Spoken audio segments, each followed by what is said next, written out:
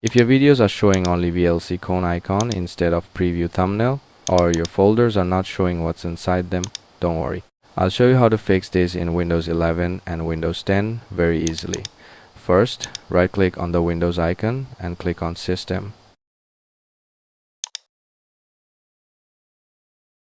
Now click on Advanced System Settings.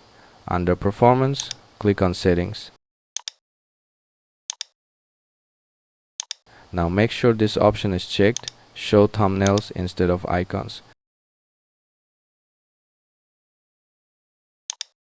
Click Apply and OK. After this, your video thumbnails should start showing. If it's still not fixed, here is another quick method. Click on the three dots at the top and select Options. Go to the View tab. Now uncheck this option. Always show icons, never thumbnails. Click Apply and OK. Now your thumbnails will appear. And that's how you fix VLC icon showing instead of video thumbnail in Windows.